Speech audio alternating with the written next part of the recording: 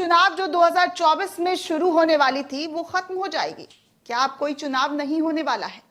क्या अब बीजेपी ही एकमात्र विकल्प बचा है? क्योंकि अब विपक्ष पार्टी जो है वो धीरे धीरे करके खत्म हो रही है। ये तमाम सवाल इस वक्त देश की जनता के जहन में दौड़ रहा है। पूछ रहा है भारत कि क्या अब चुनाव जो है 2024 की जो तैयारियां शुरू हो रही थी वो सिर्फ नाम भर की तैयारी थी? अब विपक्ष का जो चेहरा है वो पूरी तरीके से खत्म कर दिया गया है, तो क्या अब चुनाव नहीं होगा?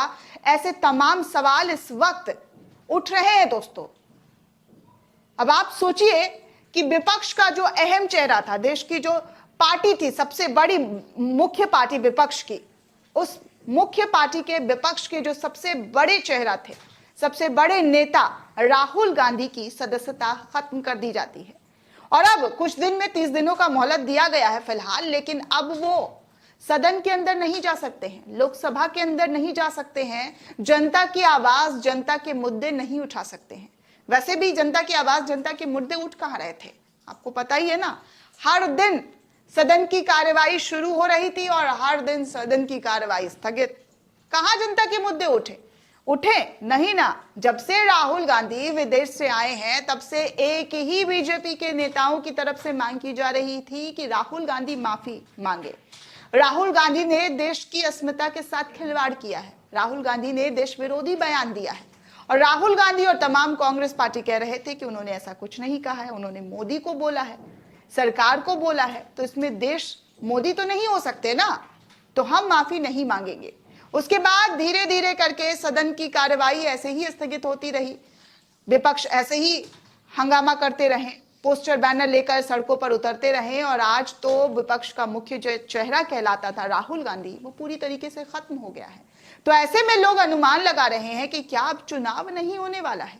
क्योंकि चुनाव होता है तो लोग अपने नेताओं को चुनते हैं, जन का सपोर्ट अपने नेताओं को जाता है, और फिर जन अपने नेताओं को चुनकर उसे संसद भवन की तरफ भेजते हैं, लोकसभा भेजते हैं, विधानसभा भेजते हैं। लेकिन जब उन्हीं चुने हुए नेताओं पर एक छोटे से सरनेम की वजह से जब वो विवादित बयान देते हैं कर्नाटक के अंदर, तो उनको इतनी बड़ी सजा सुना दी जाती है जैसे कोई बहुत बड़ा अपराध है।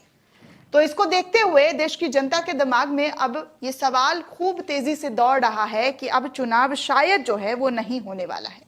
क्योंकि इससे पहले दोस्तों ईवीएम संदेह में था, चुनाव आयोग संदेह में था, लोकतांत्रिक ढांचे जो है वो संदेह में था। विपक्ष बार बार आरोप लगा रही थी कि कैसे जो है विपक्ष को तोड़ने की, खत्म करने की सरकार जो है, भाजपा सरकार पूरी तरीके से जो है हर एक संवैधानिक चीजों का इस्तेमाल कर रही है, एजेंसियों का इस्तेमाल कर रही है। लेकिन अब बोलने वाला राहुल गांधी जो है वो सीधे तौर पर नजर नहीं आएगा, क्योंकि वो आवाज पूरी तरीके से खत्म कर दिया गया है।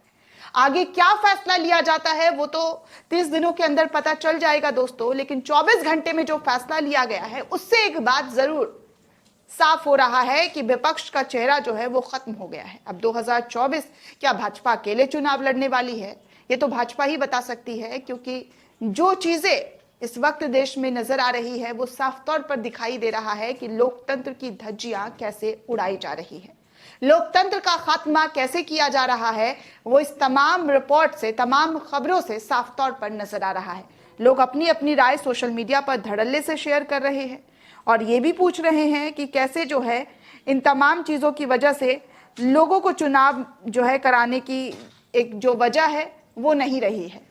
अब सीधे सीधे तौर पर ये लोग कह रहे हैं कि अब राहुल गांधी जो है, कांग्रेस जो है और तमाम विपक्षी दल जो है वो चुनाव क्यों लड़े? जब भाजपा सबको ही खत्म कर देना चाहती है, सबको जेल के अंदर फिर कार्रवाई कराकर चुप कराने की कोशिश कर रही है, तो फिर चुनाव तो बस नाम भर का रह गया है। दोस्तों, आपको क्या लगता है? आप इस पूरे मामले पर क्या सोचते हैं? आपकी क्या प्रतिक्रिया है? क्या 2024 का चुनाव होगा या नहीं होगा? अगर होगा भी तो किसके साथ होगा? कौन मुख्य चेहरा होगा? तो इन तमाम सवालों के जवाब आप पे छोड़ते हैं, आप हमें कमेंट करके जरूर बताइएगा। साथ ही साथ नेशन 360 को ज्यादा से ज्यादा लाइक, शेयर और सब्सक्राइब करना बिल्कुल भी ना भूलें।